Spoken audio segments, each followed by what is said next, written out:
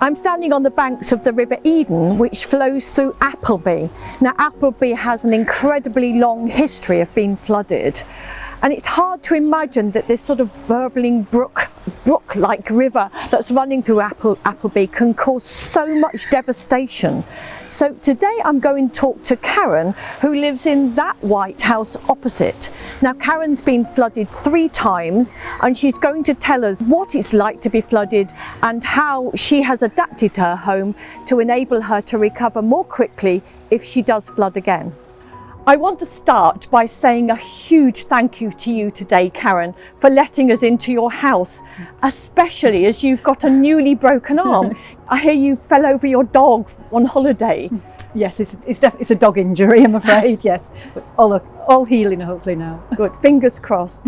So you tell me you've lived here for 15 years and you've lived through 3 floods. Can you tell me about your worst flood? Yeah, the worst flood obviously was Storm Desmond that happened in 2015.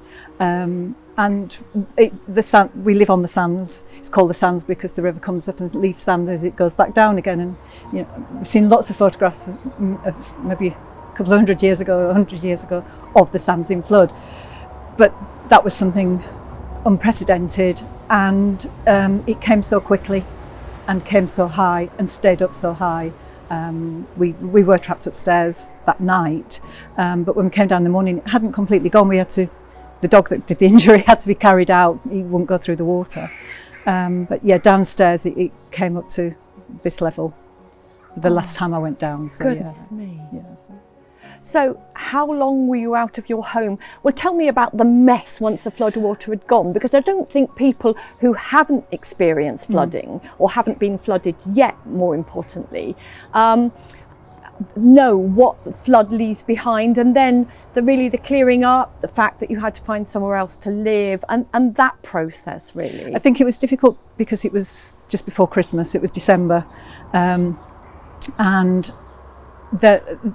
it was that thing that there wasn't many places to find to rent, and we were incredibly lucky. My daughter's friends' family had a holiday cottage, so we were able to move into there. But before that, other friends let us stay that night, and then another friend had a holiday cottage you could let us have for a week, and just to get back on your feet. And I think it's that thing, it's that shock of not having somewhere to actually live it is strange, you know, and it's just thrown upon you. In that time we were due to go on holiday for the weekend. We were supposed to be going to Bruges for a weekend, but that obviously didn't happen. The mess that's left behind is the devastation. You can't actually believe what floodwater can do until you see it. And we had a wooden floor that was laid on concrete that exploded up. And it turned lifted a piano and smashed it. You know, a heavy piano that would take 2 or 3 guys to lift. The water did it, but it was the dirt that was in the water. It was really filthy water, and it stinks. It stinks. It's the smell, and it's the fact that you've no light. There's no electricity in there, so you can't see what you're doing. So you can't see what's in the cupboards or anything like that. So I think that's the thing. You go into the house to switch the light on to see, and you can't see the devastation. So there's that, and it's things like photographs. Stupidly left the photographs downstairs, those sort of things, and we took them and tried drying them out and things like that. You don't realise what you've left downstairs until you have to drag it out of the water. So really, a lot of your memories were washed away and thrown out. And I think the foam was out. I think the other thing that you don't realise is because we've got a sandstone house, it does need a certain amount of water in the stone. So when it comes to drying it out, you can't dry it out too quickly. So insurers didn't want to put in any fast heating things because it could have damaged the infrastructure of the house. But there again, it was freezing cold, so we did get secondary damage upstairs from damp while it was drying out. But we couldn't actually begin work until they said it was dry enough, and that took a couple of months.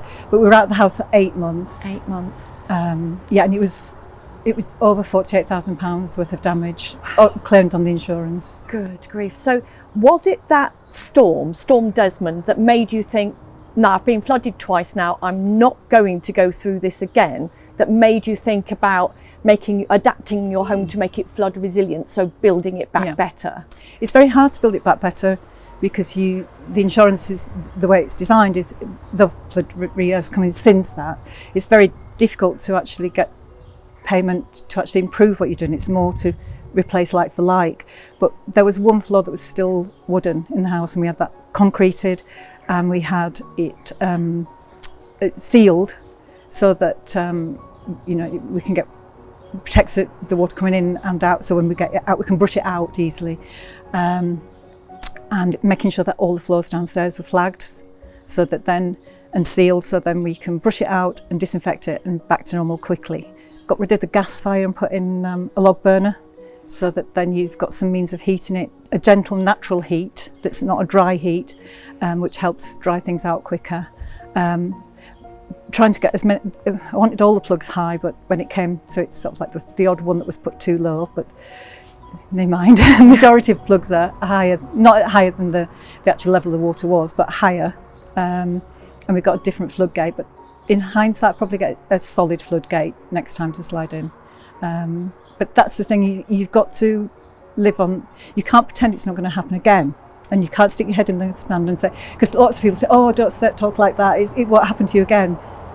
But it will, so therefore if you make the preparations now, it can get you back in quicker. So when we flooded a year last February, when just before sort of like the pandemic started in this country, we were back in within 24 hours. So that is an extremely powerful story, that you were back within 24 hours of having been flooded. Now, did you change anything like the kind of furniture you used? Did you make plans to flood? What if you get a flood warning?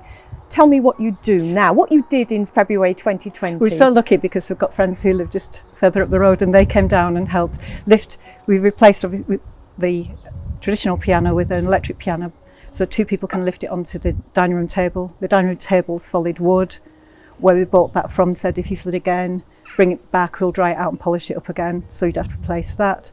Don't have as much furniture downstairs.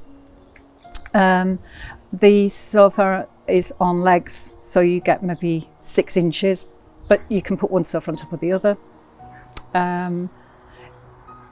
Basically that's it. It's solid floors. You'd have to replace the carpets or anything, and we didn't make a claim on our insurance last time.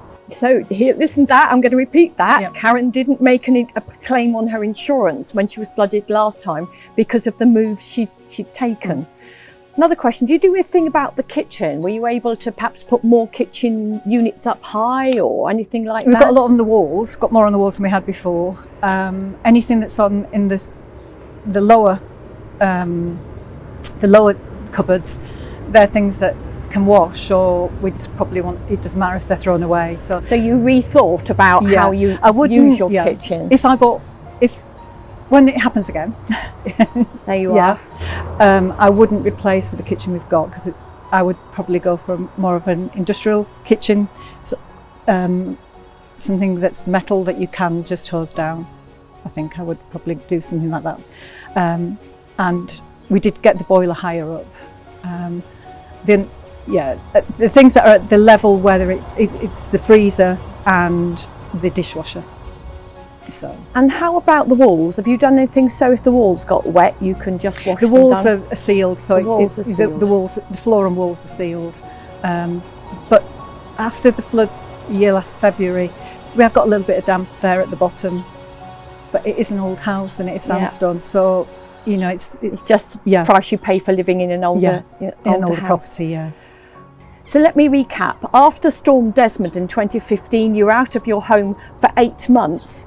But after the adaptations you made and after the plans you put into it, what you were going to do when you flooded, when you got your flood warning, where you put your furniture, getting different lightweight stuff, and you did flood, you were able to swill it out and sanitize it, and then you came back home within 24 hours and you didn't make an insurance claim. Well, to me, that is one of the most powerful stories I've heard. And thank you very much for sharing it with me. No problem at all. It's nice to meet you. Thank you.